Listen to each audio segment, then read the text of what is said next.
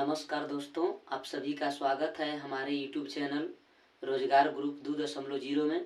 तो दोस्तों, आज की इस वीडियो में हम लोग जो है सो ग्रुप डिस्कशन करने जा रहे हैं और यह जो है सो स्पीडी का जो है सो पहला क्लास है और इसमें करीब हम लोग जो है सो 100 सवाल का जो है सो ग्रुप डिस्कशन करने वाले हैं। तो चलिए शुरू करते हैं आज का पहला क्लास। पहला सवाल है आप लोगों से कि औरंगजेब ने अपने प्रिय पत्नी किसकी याद में औरंगाबाद में बीबी का मकबरा बनाया जिसे ताजमहल का फूहड़ नकल माना जाता है। तो दोस्तों, इसका सही आंसर होगा रबिया दुरानी। ठीक है, रबिया दुरानी की याद में 1678 ईस्वी में बनाया था, 1678 ईस्वी में। अगला सवाल है, बताना है कि संसार का सबसे बड़ा द्वीप ग्रीनलैंड मतलब जो है सो किसका एक अभिन्न अंग है। ठीक है, किस देश का एक अभिन्न अंग है। तो दोस्तों, इसका सही आंसर याद रखना है डेनमार्क। ठीक है, डेनमार्क। अगला सवाल है कि बादल किस में अवतरित होते हैं, यानी मंडल के नाम बताना है कि बादल किस मंडल में अवतरित होते हैं। तो इसका सही आंसर याद रखना है कि क्षोभ मंडल में अवतरित होते हैं। नेक्स्ट सवाल है कि ओजोन परत वायुमंडल के किस मंडल में पाया जाता है। ओजोन परत वायुमंडल के किस मंडल में पाया जाता है। तो दोस्तों, इसका सही आंसर याद रखना है आपको समताप मंडल में। ठीक है, समताप मंडल में। अगला सवाल है कि व्यापारिक जो पवनें होती है यानी हवा होती है वह कैसे चलती है। मतलब व्यापारिक जो पवनें होती है वह कैसे चलती है, दाब के नाम बताना है। मतलब निम्न दाब से उच्च दाब, उच्च दाब से निम्न दाब, इस प्रकार से। तो दोस्तों, इसका सही आंसर हो जाएगा उपोष्ण उच्च दाब से। ठीक है, उपोष्ण उच्च दाब से चलती है। अगला सवाल है कि थल समीर तथा समुद्री समीर बनने का कारण क्या है। तो इसका सही आंसर होगा संवहन। क्या होगा? संवहन। अगला सवाल है कि पृथ्वी के वायुमंडल का सर्वाधिक घनत्व किस पर होता है। पृथ्वी के वायुमंडल का सर्वाधिक घनत्व किस पर होता है। मतलब मंडल के नाम बताना है, जैसे समताप मंडल हो गया, क्षोभ मंडल हो गया, इस प्रकार से आपको बताना है। तो दोस्तों, इसका सही आंसर हो जाएगा क्षोभ मंडल। ठीक है, क्षोभ मंडल। अगला सवाल है कोयला किस प्रकार के चट्टान में पाया जाता है। कोयला किस प्रकार के चट्टान में पाया जाता है। तो याद रखिएगा अवसादी चट्टान में पाया जाता है। नेक्स्ट सवाल है, बताना है कि अधिक केंद्र शब्द किससे संबंधित है। अधिक केंद्र, अधिक केंद्र जो शब्द है वह किससे संबंधित है। तो याद रखना है भूकंप से। किससे है? भूकंप से संबंधित है। अगला सवाल है मपूतो किस देश की राजधानी है। मपूतो किस देश की राजधानी है। तो याद रखना मोजाम्बिक। किस देश की राजधानी है? मोजाम्बिक देश की राजधानी है मपूतो। अगला सवाल है कि भारत में नियोजित आर्थिक विकास का शुभारंभ केवी पंचवर्षीय योजना में प्रारंभ हुआ। भारत में नियोजित आर्थिक विकास का शुभारंभ केवी पंचवर्षीय योजना के प्रारंभ से हुआ। तो याद रखना है प्रथम पंचवर्षीय योजना। ठीक है, प्रथम पंचवर्षीय योजना जो 1951 से 1956 तक चला। अगला सवाल बताइएगा, बताना है कि इक्विनॉक्स वर्ष के दो काल मतलब जो इक्वी जो नॉक्स होता है जो वर्ष के मतलब साल भर में दो काल दिन और रात बराबर होते हैं, वो दोनों का डेट बताना है। ठीक है, कब कब होते हैं। तो याद रखना है 21 मार्च और 23 सितंबर। 21 मार्च और 23 सितंबर। अगला सवाल है कि शिक्षा के माध्यम के रूप में अंग्रेजी की वकालत किसने की थी। शिक्षा के माध्यम के रूप में अंग्रेजी की वकालत किसने की थी। गवर्नर जनरल के नाम बताना है। तो याद रखना है लॉर्ड मैकाले। ठीक है, लॉर्ड मैकाले। अगला सवाल है भारतीय जागृति का जनक कहा जाता है किनको। भारतीय जागृति का जनक कहा जाता है किनको। तो याद रखना है राजा राम मोहन राय को। ठीक है, राजा राम मोहन राय को।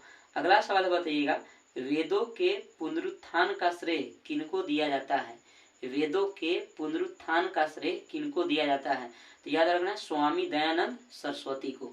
ठीक है, स्वामी दयानंद सरस्वती को। अगला सवाल है कि किस एक्ट के द्वारा भारत के गवर्नर जनरल को अध्यादेश जारी करने की शक्ति प्रदान की गई। किस एक्ट के द्वारा भारत के गवर्नर जनरल को अध्यादेश जारी करने की शक्ति प्रदान की गई। तो याद रखना है इंडिया काउंसिल एक्ट 1861। ठीक है, 1861 के तहत। अगला सवाल बताइएगा कि भारतीय प्रशासनिक सेवा किसके शासन काल में प्रारंभ हुई थी। भारतीय प्रशासनिक सेवा किसके शासन काल में प्रारंभ हुई थी? गवर्नर जनरल के नाम बताना है। तो दोस्तों इसका सही आंसर होगा लॉर्ड कॉर्नवालिस। ठीक है, लॉर्ड कॉर्नवालिस।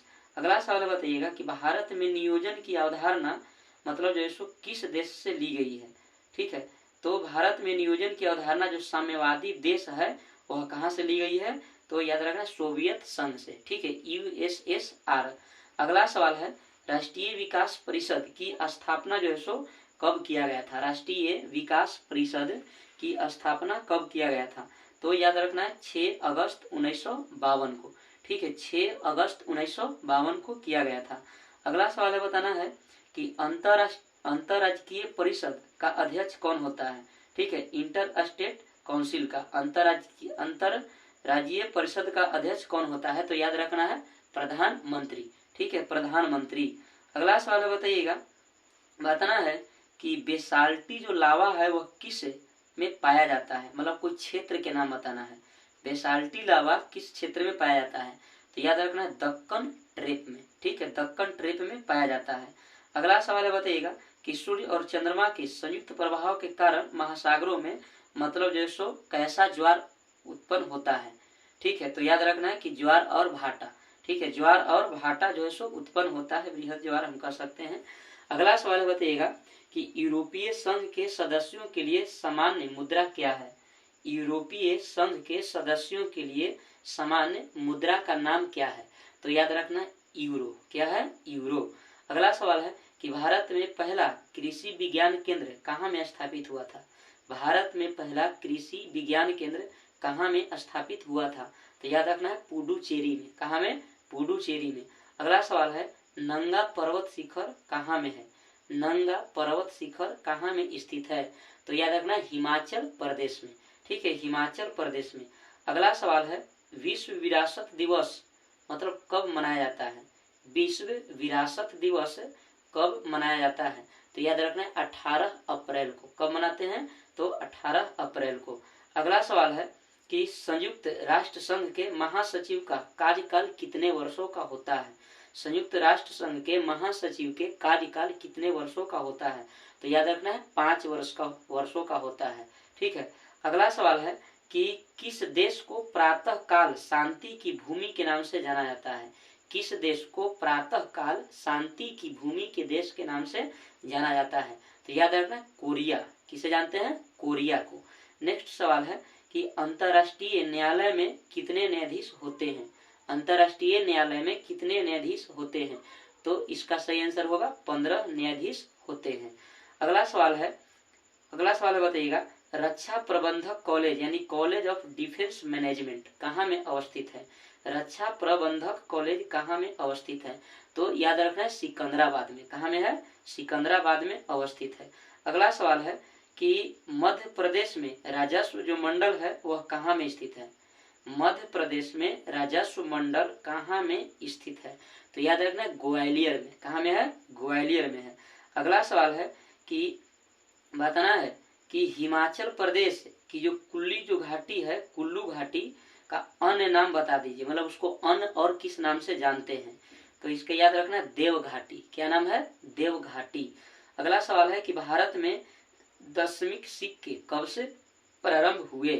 तो याद रखना 1957 से। ठीक है, 1957 से कि भारत में दशमिक सिक्के कब से प्रारंभ हुए? तो 1957 से। अगला सवाल है मर्डेका पैलेस कहाँ में अवस्थित है? मर्डेका पैलेस कहाँ में अवस्थित है? तो याद रखना इंडोनेशिया। ठीक है, इंडोनेशिया। अगला सवाल है कि विश्व की सबसे ऊंचे स्थल पर स्थित वेधशाला किस देश में है? विश्व की सबसे ऊंचे स्थल पर स्थित वेधशाला किस देश में है? तो याद रखना है भारत में। कहाँ में है? भारत में है। अगला सवाल बताइएगा कि Indira Gandhi centre for atomic research कहाँ में स्थित है? Indira Gandhi centre for atomic research कहाँ में स्थित है? तो याद रखना कलपक्कम तमिलनाडु में। ठीक है, इसका सही आंसर होगा कलपक्कम तमिलनाडु में। नेक्स्ट सवाल है बताना है कि विश्वविद्यालय अनुदान आयोग की स्थापना का श्रेय किसको दिया जाता है? विश्वविद्यालय अनुदान आयोग की स्थापना का श्रेय किसको दिया जाता है? तो इसका सही आंसर होगा अबुल कलाम आजाद। ठीक है, अबुल कलाम आजाद को। अगला सवाल है, नेक्स्ट सवाल है कि नगीना मस्जिद कहाँ में स्थित है? नगीना मस्जिद कहाँ में स्थित है? तो याद रखना है आगरा के किला में। ठीक है, आगरा के किला में स्थित है। अगला सवाल बताइएगा, संगम साहित्य की भाषा कैसी थी? संगम साहित्य की भाषा कैसी थी? तो याद रखना है तमिल। कैसी थी? तमिल। अगला सवाल है नेक्स्ट बताइएगा कि बताना है कि शाहजहां जम्मा मस्जिद में मतलब जो है सो किस द्वार से प्रवेश करता था? सवाल है कि शाहजहां जम्मा मस्जिद में किस द्वार से प्रवेश करता था? तो याद रखना दक्षिणी प्रवेश द्वार से। ठीक है, दक्षिणी प्रवेश द्वार से। नेक्स्ट सवाल है बताना है कि भारत में रिमोट सैटेलाइट प्रोग्राम के जनक कौन थे? भारत में रिमोट सैटेलाइट प्रोग्राम के जनक किनको माना जाता है? तो याद रखना के कस्तूरी रंगन। ठीक है, के कस्तूरी रंगन को कहा जाता है। नेक्स्ट सवाल है कि प्रथम पोलियो टीका किसके द्वारा विकसित किया गया था? प्रथम पोलियो टीका किसके द्वारा विकसित किया गया था? तो इसका सही आंसर होगा जॉनी साल्क। ठीक है, जोना साल्क। अगला सवाल है श्वेत महाद्वीप कहते हैं किस महाद्वीप को? श्वेत महाद्वीप कहते हैं किस महाद्वीप को? तो याद रखना है अंटार्कटिका महाद्वीप को। अंटार्कटिका महाद्वीप को। अगला सवाल है बताइएगा, पता नहीं कि भारत में पहला रेडियो स्टेशन कहाँ में बना था? भारत में पहला रेडियो स्टेशन कहाँ में बना था? तो याद रखना मुंबई में। कहाँ में बना था? मुंबई में बना था। अगला सवाल बताना है मदर टेरेसा कहाँ की मूल निवासी थी? मदर टेरेसा कहाँ की मूल निवासी थी? तो याद रखना अल्बानिया के। कहाँ के? अल्बानिया के। अगला सवाल है भारत का सबसे बड़ा बोटेनिकल गार्डन कहाँ में स्थित है? भारत का सबसे बड़ा बोटेनिकल गार्डन कहाँ में स्थित है? तो याद रखना है कोलकाता में स्थित है। ठीक है, कोलकाता में स्थित है। अगला सवाल बताना है ब्रिटेन की लौह महिला किसको कहा जाता है? ब्रिटेन की लौह महिला किसको कहा जाता है? तो याद रखना मार्गरेट थैचर को। किसे कहते हैं? मार्गरेट थैचर को। अगला सवाल है राजीव गांधी राष्ट्रीय युवा विकास संस्थान के मुख्यालय कहाँ में है? राजीव गांधी राष्ट्रीय युवा विकास संस्थान के मुख्यालय कहाँ में है? तो याद रखना नई दिल्ली में। ठीक है, नई दिल्ली में। पता ना हिंदी कविता के रीतिकाल का प्रथम कवि किनको माना जाता है? हिंदी कविता के रीतिकाल का प्रथम कवि किनको माना जाता है? तो याद रखना केशव दास को। किनको माना जाता है? केशव दास को माना जाता है। अगला सवाल है ऑस्ट्रेलिया की विदेश वायु सेवा का नाम क्या है? ऑस्ट्रेलिया की विदेश वायु सेवा का नाम क्या है? तो क्लाटांस नाम है। याद रखना क्लाटांस नाम है। पता है विधि दिवस कब मनाते हैं? ठीक है, विधि दिवस कब मनाया जाता है? तो याद रखना 26 नवंबर को। कब मनाते हैं? 26 नवंबर को। अगला सवाल है भारत आने वाला प्रथम रूसी प्रधानमंत्री। भारत आने वाला प्रथम रूसी प्रधानमंत्री। तो याद रखना निकोलाई बुल्गानिन। ठीक है, निकोलाई बुल्गानिन।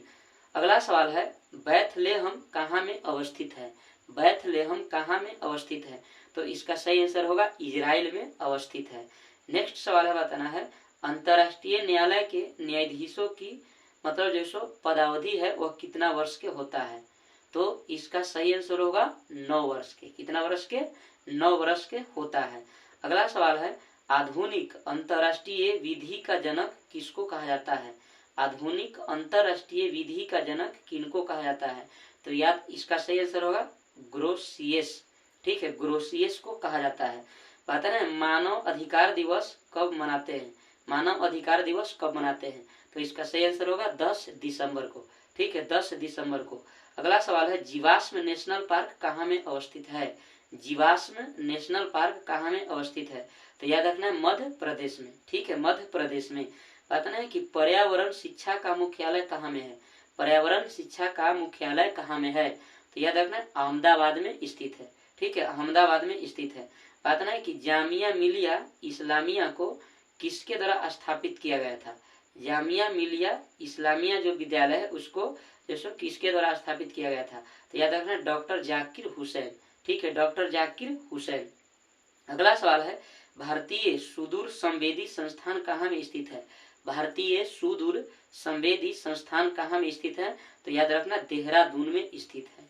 अगला सवाल है बताना है भारत में प्रचुर मात्रा में उपलब्ध महत्वपूर्ण नाभिकीय ईंधन। भारत में प्रचुर मात्रा में उपलब्ध महत्वपूर्ण नाभिकीय ईंधन। तो याद रखना थोरियम। क्या होगा? थोरियम। अगला सवाल है कि पंजशीर घाटी कहाँ में अवस्थित है? पंजशीर घाटी कहाँ में अवस्थित है? तो याद रखना अफगानिस्तान में। ठीक है, अफगानिस्तान में। बताना है कि विश्व में सबसे बड़ा व घने वन वाला देश मतलब कहाँ में है, कि विश्व में सबसे बड़े व घने वन कहाँ में है? तो याद रखना है ब्राजील में। कहाँ में है? ब्राजील में है। बताना है पारिस्थितिकी तंत्र की संकल्पना को किसने प्रस्तावित किया था? पारिस्थितिकी तंत्र के संकल्पना को किसने प्रस्तावित किया था? तो याद रखना एजी टेंसले। एजी टेंसले ने। बताना है हवाई द्वीप का पुराना नाम। हवाई द्वीप का पुराना नाम, तो इसका आंसर होगा सैंडविच। क्या होगा? सैंडविच। अगला सवाल है किस देश में या किस देश को सर्वाधिक अम्लीय वर्षा होती है? किस देश में सर्वाधिक अम्लीय वर्षा होती है? तो याद रखना नॉर्वे में। कहाँ में होती है? नॉर्वे में होती है। बताना है टेलर घाटी कहाँ में अवस्थित है? ऑस्ट्रेलिया। कहाँ में? ऑस्ट्रेलिया में। कि टेलर घाटी कहाँ में अवस्थित है? तो ऑस्ट्रेलिया में अवस्थित है। बताना है कि बरमुंडा त्रिभुज जो है सो बरमुंडा जो त्रिभुज है वह कहाँ में अवस्थित है? तो इसका सही आंसर होगा उत्तरी अटलांटिक महासागर में। ठीक है, उत्तरी अटलांटिक महासागर में। अगला सवाल है ग्रेट आर्टेजियन बेसिन कहाँ में अवस्थित है? ग्रेट आर्टेजियन बेसिन कहाँ में अवस्थित है? तो याद रखना ऑस्ट्रेलिया में। कहाँ में अवस्थित है? ऑस्ट्रेलिया में अवस्थित है। अगला सवाल है राष्ट्रीय रसदार फल अनुसंधान केंद्र कहाँ में है? राष्ट्रीय रसदार फल अनुसंधान केंद्र कहाँ में है? तो याद रखना नागपुर में। कहाँ में है? नागपुर में है। अगला सवाल है जहाजों में समय मापने के लिए किसका प्रयोग करते हैं? जहाजों में समय मापने के लिए किसका प्रयोग करते हैं? तो याद रखना है किलोमीटर। ठीक है, किलोमीटर का प्रयोग करते हैं। तो चलिए दोस्तों, आज का था यह ग्रुप डिस्कशन। यदि वीडियो अच्छा लगा हो तो लाइक करिए और अपने दोस्तों में शेयर करिए और हमारे चैनल को सब्सक्राइब करिए। जय हिंद, जय भारत, जय मां सरस्वती।